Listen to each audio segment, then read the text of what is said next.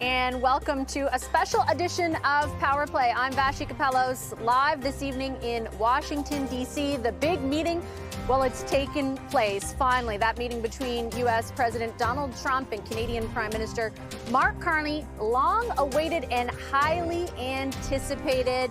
It happened this morning through this afternoon at the White House. Take a listen to what I think was the most memorable exchange of the day. I'm a real estate developer at heart. When you get rid of that artificially drawn line, somebody drew that line many years ago with like a ruler, just a straight line right across the top of the country. When you look at that beautiful formation when it's together, I'm a very artistic person, but when I looked at that beauty, I said, that's the way it was meant to be. But, you know, I do feel it's much better for Canada, but we're not going to be discussing that unless somebody wants to discuss it. Well, if I may, as you know from real estate, there are some places that are never for sale. That's true. We're sitting in one right now, you know, Buckingham Palace that you visited as well. That's true. And having met with the owners of Canada over the course of the campaign last several months, it's not for sale, won't be for sale ever. But the opportunity is in the partnership and what we can build together. A memorable moment there when it comes to asserting Canada's sovereignty in the face of multiple threats over the last number of months on that issue from Donald Trump. Of course, that's not where the threats have ended. In fact, they're largely economic based. We know that there are tariffs currently in place on a number of sectors, and the threat, sort of, although maybe the president walked it back a bit today, of additional tariffs. So what exactly changed in the trading relationship, or in the relationship more largely between Canada and the U.S. today? That question was put to Prime Minister Mark Carney after the meeting by a number of reporters. Have a listen to how he's framing progress. What gives you specifically any indication that the president is willing to renegotiate a new trade deal with you and drop tariffs? Apart from the fact that he said that he would, is willing to have that negotiation, I think that's the main thing. That doesn't presuppose the outcome of the negotiation. As I've emphasized, it's a complex negotiation. There'll be zigs and zags, difficult aspects to it, but the prospect is there. We discussed it in more detail, and as I said a moment ago, we'll be following up both between officials, but also he and I in the coming weeks. So that is Prime Minister Mark Carney's read of how the meeting between himself, that face-to-face meeting between himself and the U.S. president went. How about President Trump just moments ago? Here's how he framed it to reporters. We had a great meeting today, actually, with the new Prime Minister, who's a terrific guy. And we had a very long session with J.D. and Marco and everybody. And it went very well. No, we had a very great meeting and no tension. We want to do what's right for our respective peoples, and that's what's going to happen. All right, with me now to help us unpack how things went and where things might go is a panel of esteemed former ambassadors. I'm thrilled to have them with us this evening. David McNaughton is a former Canadian ambassador to the U.S. who served during Donald Trump's first term. Frank McKenna served as Canadian ambassador to the U.S. from 2005 to 2006. And Derek Burney was chief of staff to former Prime Minister, the late Brian Mulroney, and Canadian ambassador to the U.S. from 1989 to 1993. It's a pleasure to see all of you. Thank you very much for making time for the conversation. Mr. McNaughton, I'll start with you because you spent a long time on the Canadian side when it came to dealing with Donald Trump the first go around. You've obviously, been privy to a lot of the stuff that's gone down this time around. What is your read on the significance of a tonal change that appeared to emerge through this meeting in the Oval Office? Well, I think it's helpful. Obviously, it's a lot better if you can have civility in the discussion. Having said that, I mean, there's still a long way to go. People talk about this being a trade negotiation, but the reality is we've got a trade agreement with the United States. Donald Trump said it was the best trade deal ever, and yet, he's using IEEPA and Section 232 that says that Canada is a national security threat with steel and aluminum and lumber and a whole series of other things. This is not going to be easy, and we're going to have to put on the table a lot more than just trade. It's going to be a discussion about security and defense, and are we really allies in defense and security? And if so, then there's no need for tariffs that suggest that Canada is some sort of a national security threat. So I don't see, I think it's a good start, but it's really complicated and it's going to take a while. Do you think that framing, Mr. Bernie, that we also heard from the Prime Minister, that essentially these are discussions that will involve the fullness of the relationship when it comes to security and the economy? So he's not saying like this is NAFTA negotiations. Again, it's this wider framing. Do you think that's accurate? Well, that's how it was supposed to be. But I have to say, I found that the tone was positive.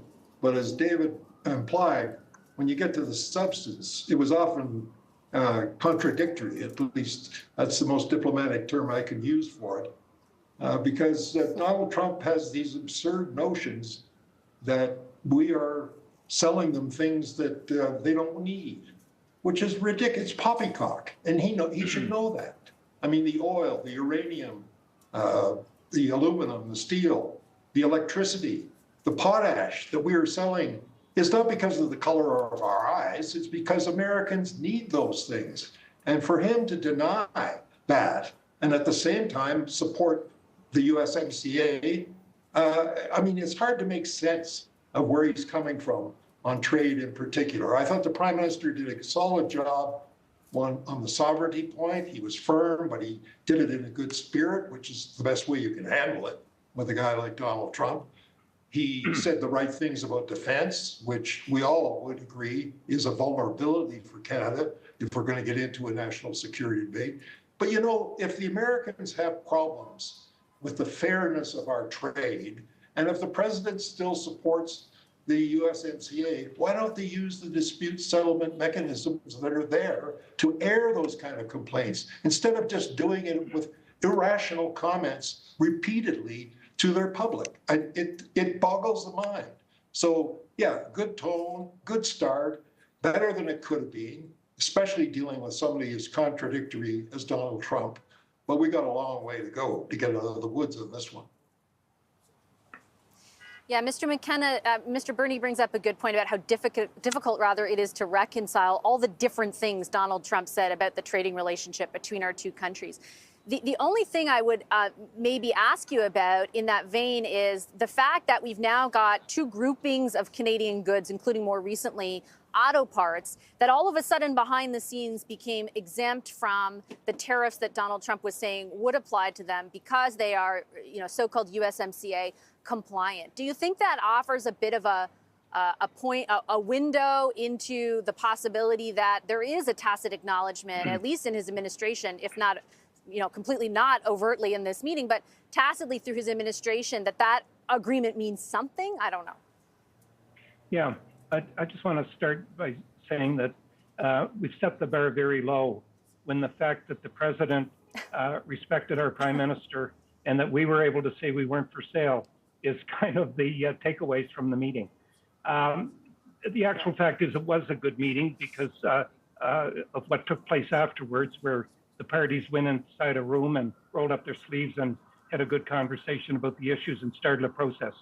But I think that we have to realize as Canadians, we have a strong bargaining position. Contrary to what the president says, we do provide the raw materials that helps fuel the U.S. economy, and we're the biggest purchaser of their goods, which Prime Minister Carney alluded to.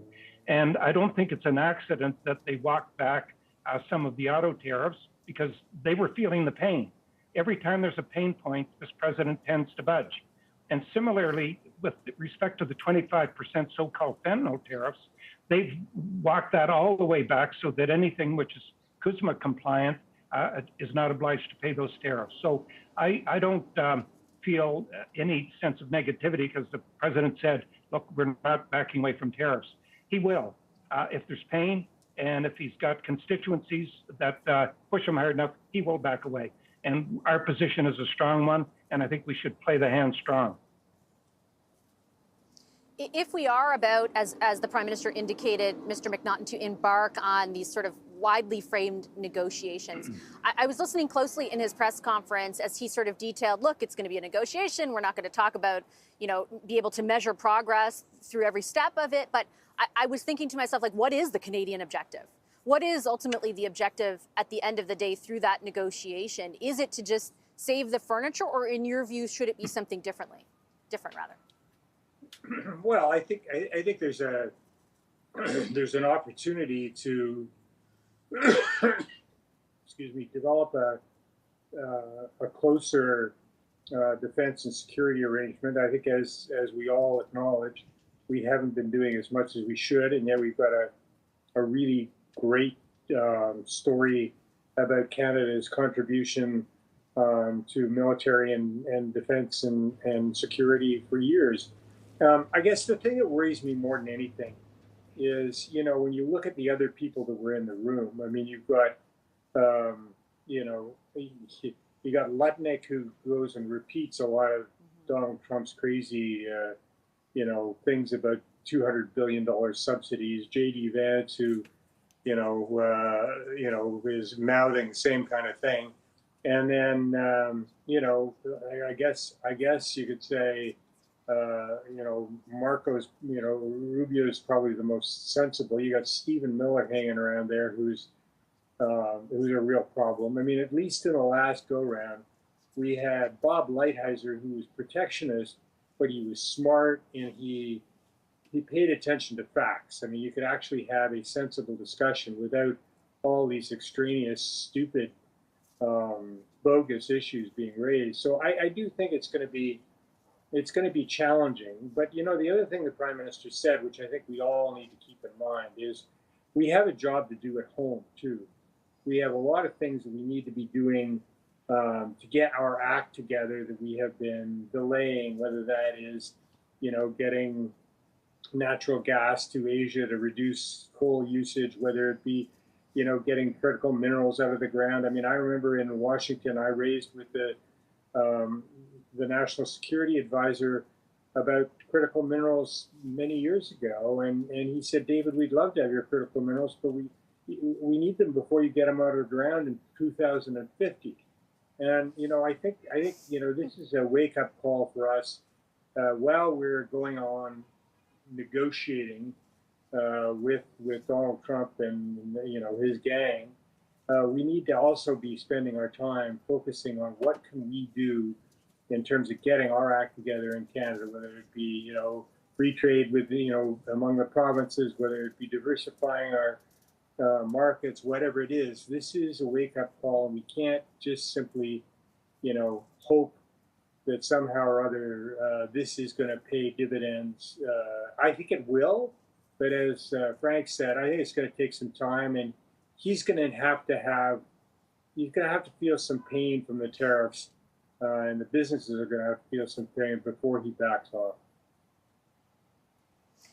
Mr. Bernie, I wanted to pick up on that point and get your sense, because you're very plugged into the reaction in the U.S., which, as we've talked about before, was quite tepid through the first 100 days of this administration. Do you anticipate that changing, and do you think it will have an impact on Trump backing down ultimately at some point? I think we should keep one thing in mind, and that is that China is the real target for Donald Trump and the administration. And depending on how that goes, that's going to affect everybody else in terms of their relations with the United States. I hate to say that we're a bit of a sideshow, but in fact, we are. Their priority is to deal with China and stop China cold. They're doing it. 145% tariffs have visited a lot of pain on the Chinese economy. Who's going to flinch first? Because the pain's going to come to the U.S. when there's a shortage of goods coming in from China, and their ports are suffering accordingly, their truckers are suffering. That's where real pain is going to come. So I think we have to keep our eye on the ball with China and react accordingly. Everybody here agrees. We have strengths to bring to bear if it comes to a civil negotiation. But I would certainly emphatically agree with David. We better get our act together better at home so that we have a competitive position to bring to bear in any negotiation with the United States. Today, we don't have that. Our economic performance, our productivity, our standard of living are all on the downside compared to the United States. We can't let that continue. That should be the Prime Minister's top priority. He can't take his eye off the ball with Washington, but he's got to start fixing the economy at home in order to strengthen our capacity to deal with an erratic USA, because we're going to live with it for another 3 years. Mr. McKenna, the last word goes to you. Look, amen to that. It's absolutely true. We've got a lot of fixing up the house at home. But we also, I want to make this clear, we also have to remember this is a two-way border. I remember Margaret Atwood's famous statement that the border's like a one-way mirror. We see the United States and they see the United States. We need to get them to see us and see our issues. A couple of examples. We've lost about $80 billion by shipping oil to the Americans, which is effectively subsidizing them. Softwood lumber, there's $10 billion in escrow because they're obstructing our softwood lumber going across the border. Guns coming into Canada, responsible for over 70% of the murders in this country. I think we have a right to put those issues on the table when we get into the negotiations. And on China, because Derek is dead right, that's going to be a big issue. But we're paying a price, and the Americans have to understand it. We just put a tariff up against e-vehicles from China, and it's cost us $5 billion plus in canola and seafood in tariffs from China. That's very painful for our people. We apprehended Meng Wanzhou at the request of the United States of America. We had 2 diplomats spend 1,000 days in jail in China, as well as sanctions on Canada. So we've paid a price for being a friend to the United States of America, and I think that needs to be on the table as well. Lots for us to keep our eyes on, as you all explain over the coming months and I guess 3 years. Thank you very much for making the time for the discussion. I appreciate all your insights.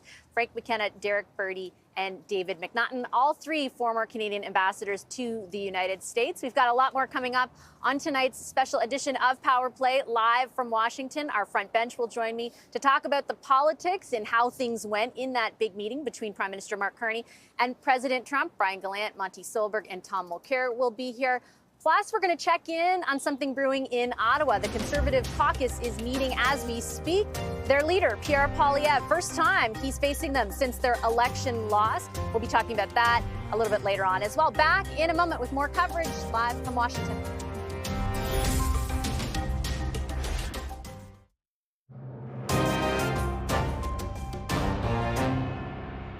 We had a great meeting today, actually, with the new Prime Minister, who's a terrific guy. And we had a very long session with JD and Marco and everybody. And it went very well. No, we had a very great meeting and no tension. We want to do what's right for our respective peoples. And that's what's going to happen.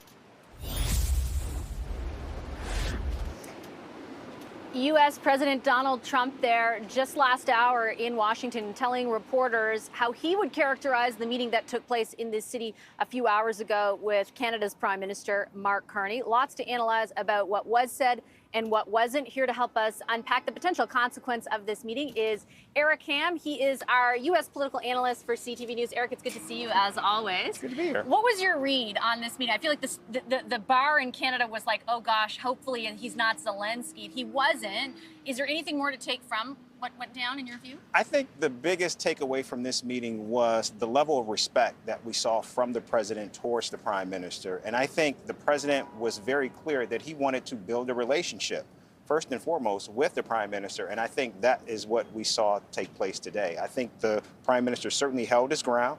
I think he was very bold, and I think he was very audacious in the meeting, talking about the UMCA and that there needed to be some changes to it. But clearly, I think what we saw were 2 men of equals that were actually in that Oval Office. Do you think that matters? And I ask because I know that Trump personal relationships matter over the weekend. Governor Newsom was saying that on one of our programs.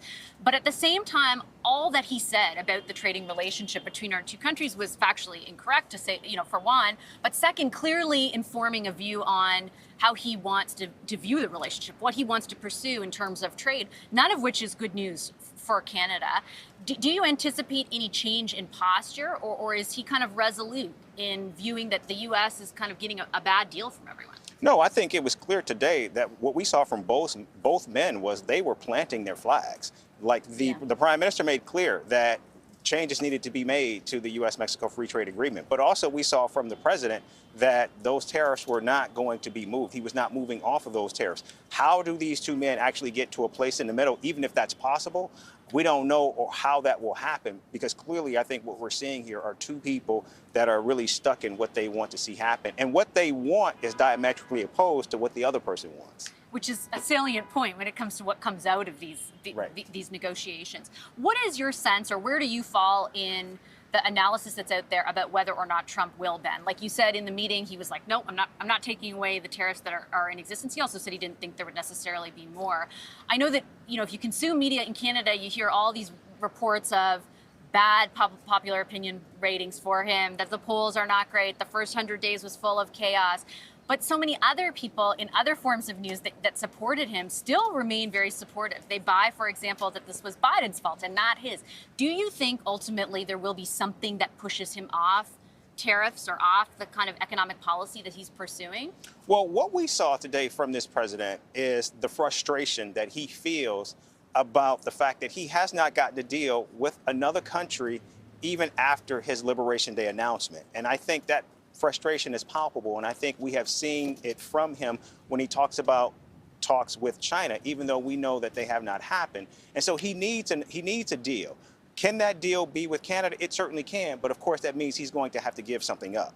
Now, we know Donald Trump has capitulated on tariffs. He has made exemptions before. So there is the possibility, if he thinks he can get a deal and he can sell it. Now, Donald Trump will make a very bad deal and sell it to his base, and they'll believe whatever he says. But right now, he needs a deal. And I think he will take a deal, if it's from Canada, if it's from Mexico, if it's from anyone. But right now, he's looking for that first domino to fall. And right now, he needs it, because clearly what we're seeing here is, as you mentioned, the first 100 days have been terrible, and there's really nothing tangible that he has that he can actually sell, not only to his base, but to the American people. Okay, I'll leave it on that note. Eric, thank you so much. I appreciate it. Eric Ham is CTV's U.S. political analyst. We've got a lot more coverage of this high-stakes meeting live from Washington, D.C., coming up on a special edition of Power Play after a very short commercial break. We're back in just a moment.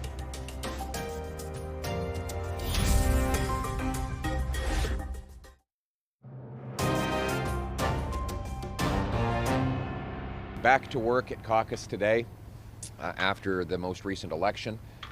Obviously, we didn't come out on top, and that's disappointing, but there is a lot to be thankful for. We've massively expanded our party, 2.3 million votes, 25 more seats, big gains in Ontario, British Columbia, some more modest gains in Quebec, but there's more to do. We have to enlarge our team, grow our support, build on our caucus strengths. I'll be thanking them for their hard work, thanking our volunteers, our activists, our team. Obviously very thankful to the people of Carleton for the 2 decades I had the privilege of serving them. That is Conservative leader Pierre Poilievre in Ottawa this morning, making his way into caucus. It's the first time Conservative MPs have been together or heard from their leaders so directly in this capacity following their election loss just over a week ago. I'm coming to you live tonight from Washington. We've got more coverage coming up of that meeting between the Prime Minister and President in moments. But right now, that caucus, that Conservative caucus, has just broke, and we are joined by Conservative MP and former leader of the Conservative Party, Andrew Scheer, who's live with us from Parliament Hill following the meeting. Hi, Mr. Scheer. Good to see you. Thank you for making the time. Thank you very much. So I just had a producer text me who's out there waiting, saying that she believes you are the sort of leader in the House of Commons now, that decision was taken in caucus. Can you confirm if that is the case and just sort of describe what your role will be?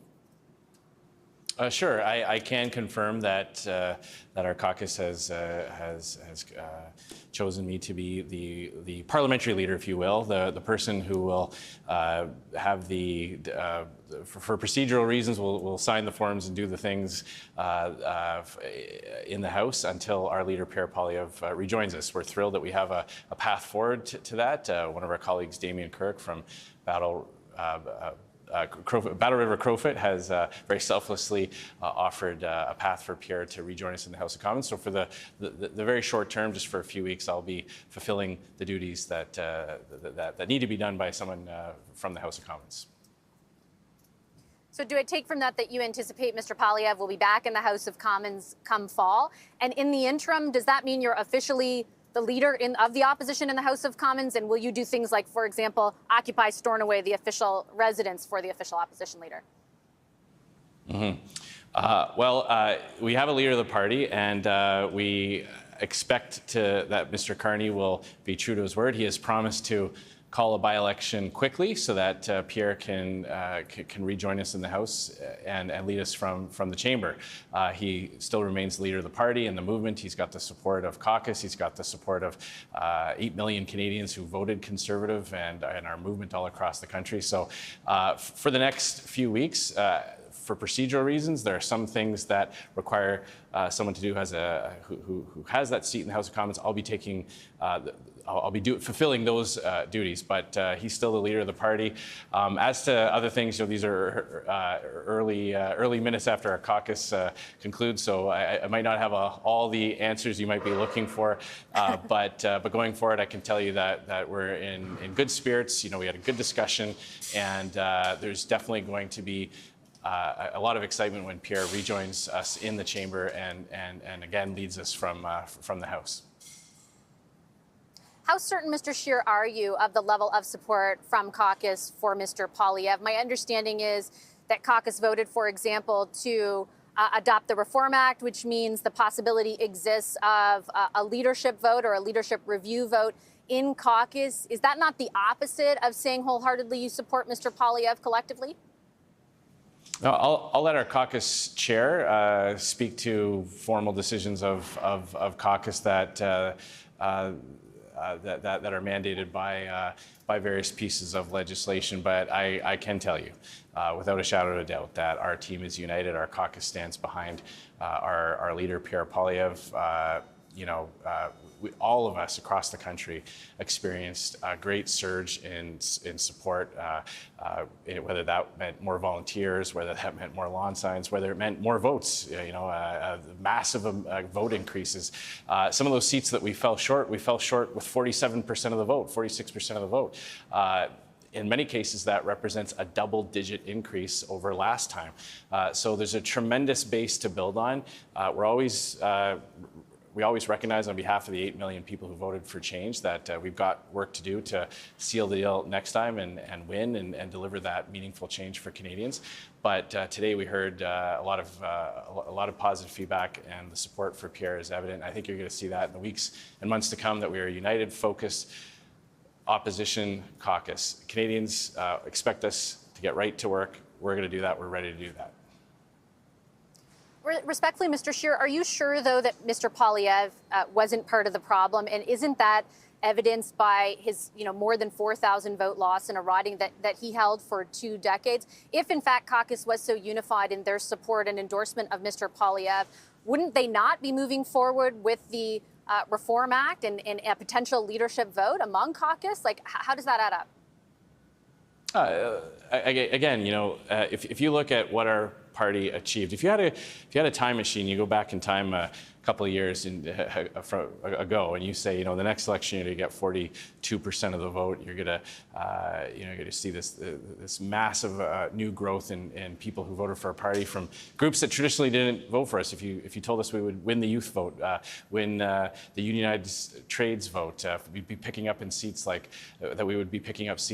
in Welland and in Hamilton, we would have been thrilled, and we would have all expected to win. This election was unique. We saw a complete collapse of the NDP. Turns out 42% in this election was not sufficient.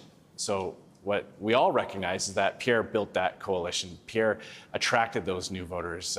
He did specific outreach to young people, speaking to their issues, talking about housing, talking about, once again, restoring the promise of Canada where you could work hard and afford to buy a home in a safe neighborhood. That spoke directly to the challenges of young people and for our unionized trades workers who were left out of work because of the Liberal NDP government canceling big projects, big energy projects that would put thousands of people back to work. So Pierre built this amazing coalition that got us to 42%. There's no question that was a result of his determination, his inspirational leadership, his ability to communicate and reach out to those groups. So the best way forward is for the caucus to support Pierre, for the movement to support Pierre so that he can build on that and win in the next election. Doesn't that, though, again, with respect, Mr. Scheer, ignore the fact that your party lost? And doesn't it also assume that things will remain static, that Canadians will be as unhappy as they were with the Liberals over their 10-year record, that Mr. Carney will be as unpopular as Mr. Trudeau was? Aren't those very, unsafe assumptions to make? Well, it sounds like you're the one making assumptions there, Vashi, and you know what happens when someone assumes things. We all recognize that we didn't win, and we all recognize that changes need to be made. There's no denying that, and you won't hear that from myself, you won't hear that from Pierre, you won't hear that from anybody involved in the campaign. Clearly, no one is suggesting, nor have I in this interview or in previous ones, suggesting that we can just copy and paste what we did this time, next time, and hope to win.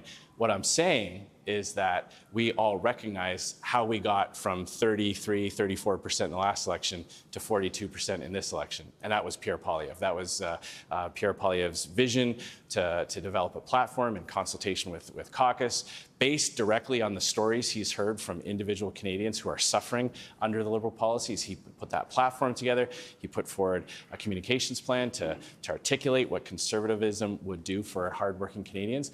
And that's what took us up to 42%. So that's what my message is.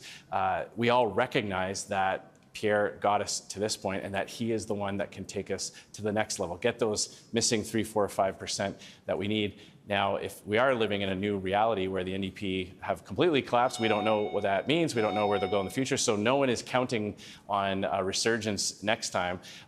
We are dealing potentially with a new reality. We've got to figure that out.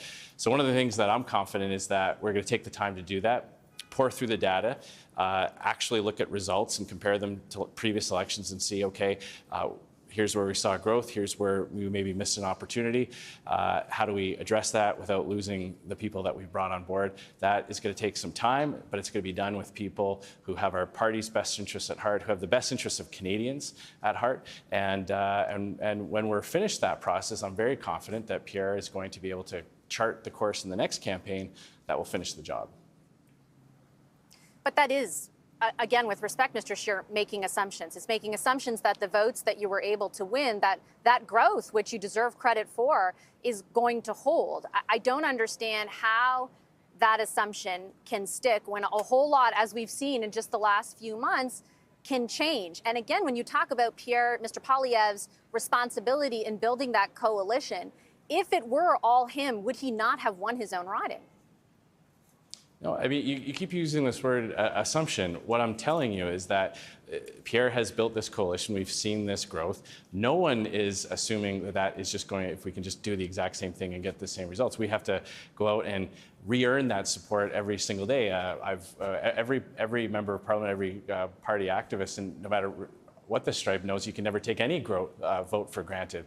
What we're saying is that the person who put that coalition together, who attracted all those new voters, is best suited to keep them. He's clearly got a rapport with those voters.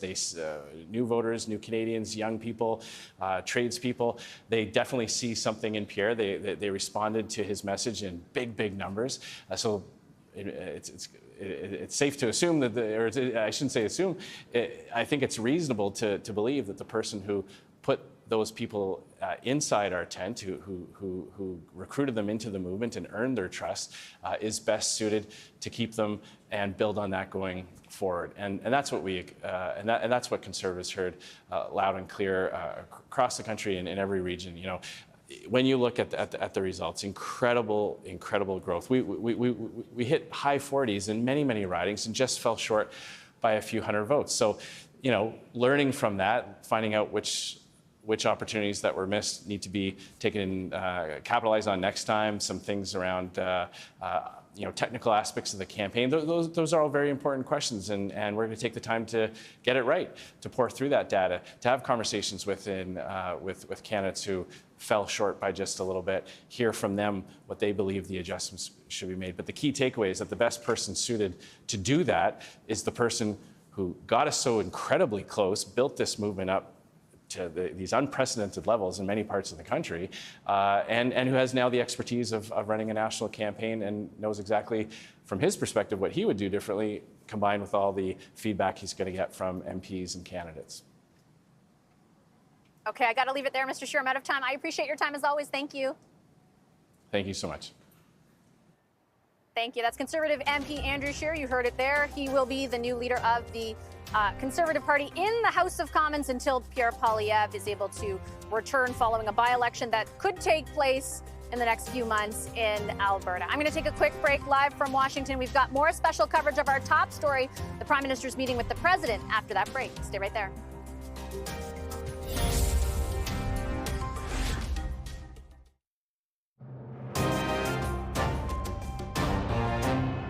I really want to congratulate him. It was probably one of the greatest comebacks in the history of politics, maybe even greater than mine. You know, the history of Canada and the U.S. is we're stronger when we work together, and there's many opportunities to work together. And I won't say this about Mark, but I didn't like his predecessor. I didn't like a person that worked for. She was terrible. Having met with the owners of Canada over the course of the campaign last several months, it's not for sale, won't be for sale ever. I say never.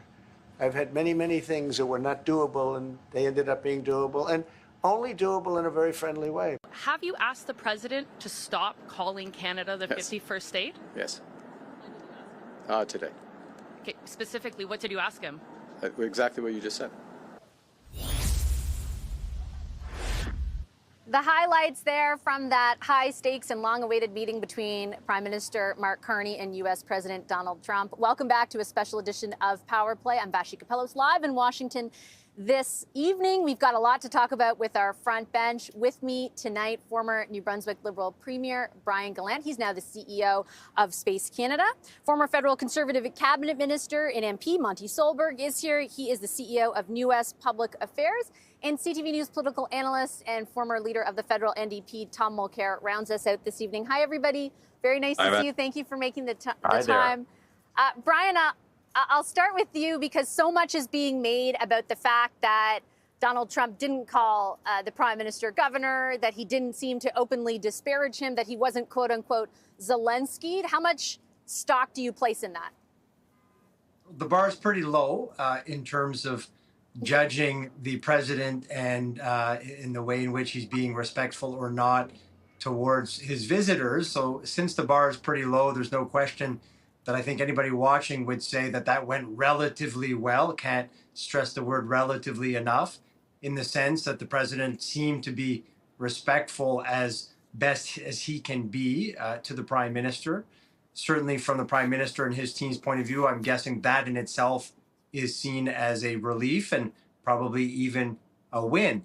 I know the media is talking a lot about the 51st state angle, as they should, don't get me wrong.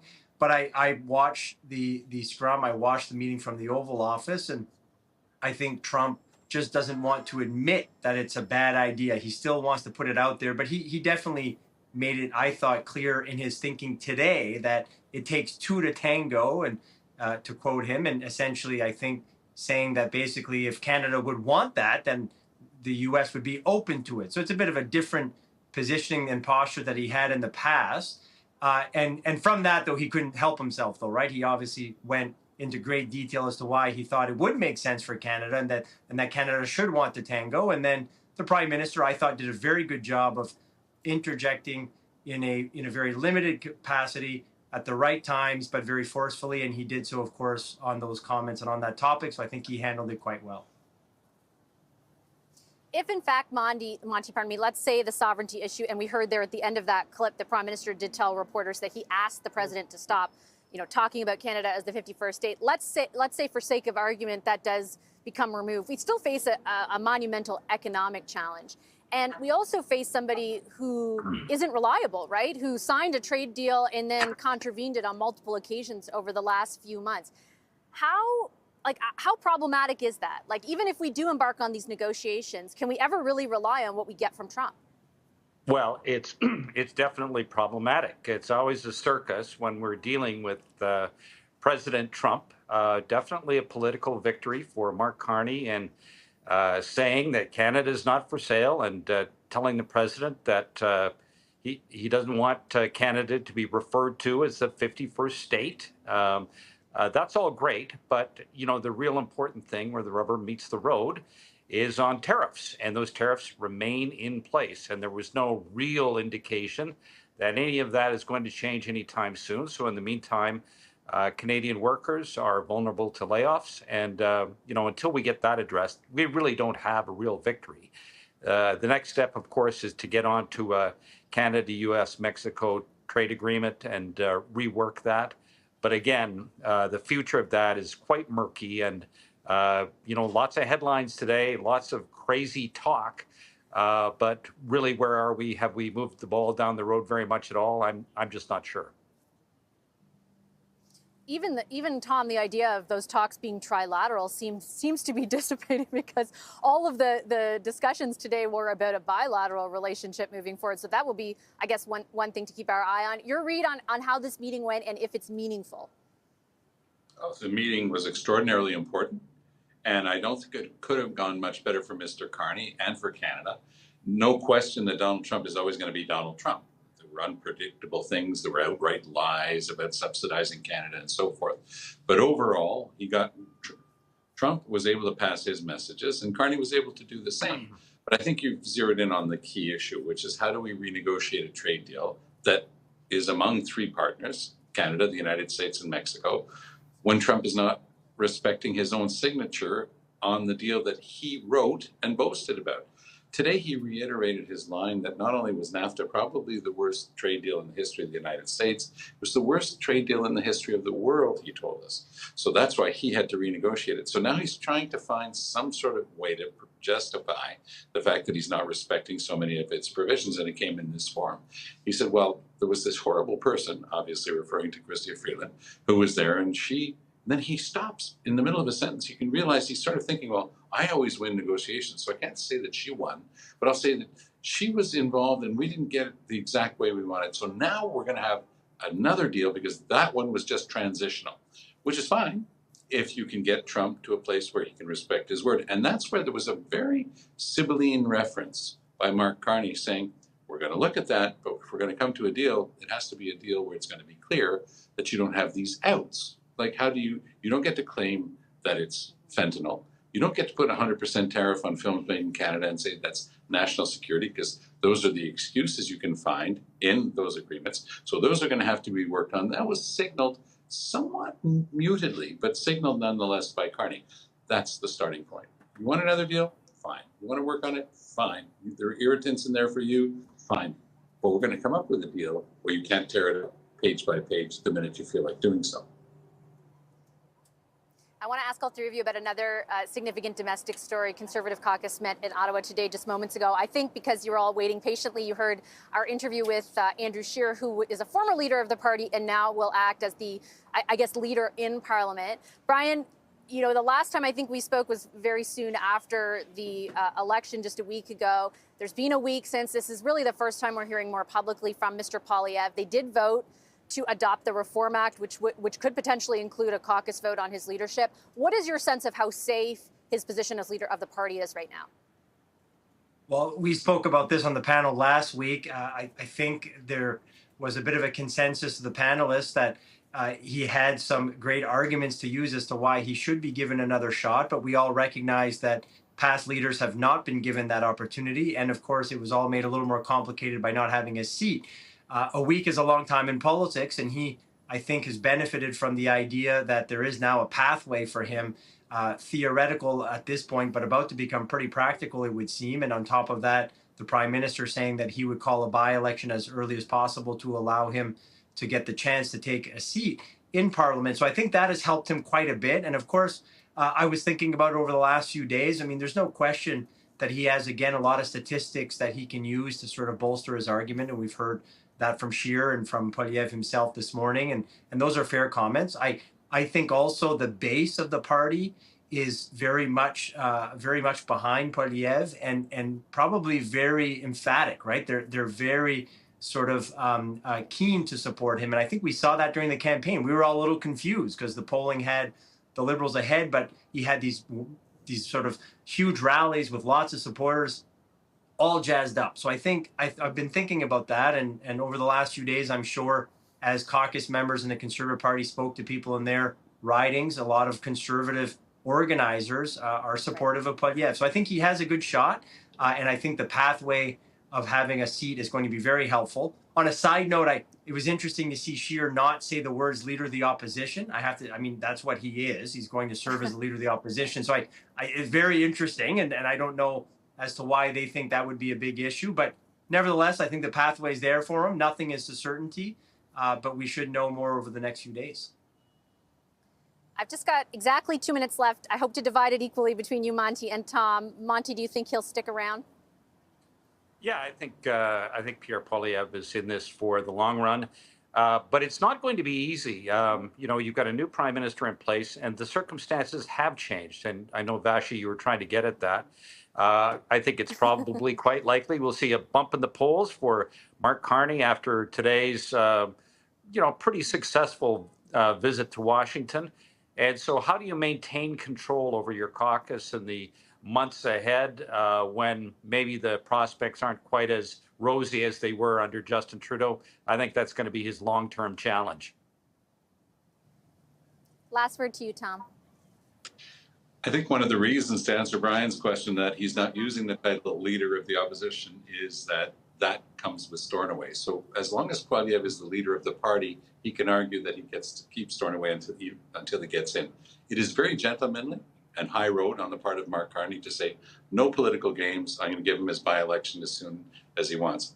There might also be a little bit of strategy involved in that as well. I can't see any reason why the Liberals would want to get rid of Pierre Poilievre rapidly, and that could turn things around for them. We'll see whether or not they put in the Reform Act, Michael Chong's bill, and give themselves within caucus the power to review the leadership of Pierre Poilievre. And I think it would be appropriate for both Mr. Scheer and Mr. Poilievre to start mentioning the fact that it's the members of the party under the constitution of the Conservative Party who get to vote on whether or not he continues. They keep saying, no, he's staying. No, he's decided to stay. He's decided. I know more than most political folks about letting the party members decide and how that can go. So I think that they should have the modesty to keep referencing the fact that it's the members of the Conservative Party who have the final say in all of that. I'll leave it on that note. Thanks, everyone. Really appreciate the discussion this evening. Brian Gallant, Monty Solberg, and Tom Mulcair, our front bench. We're back in a moment with more special coverage live in Washington.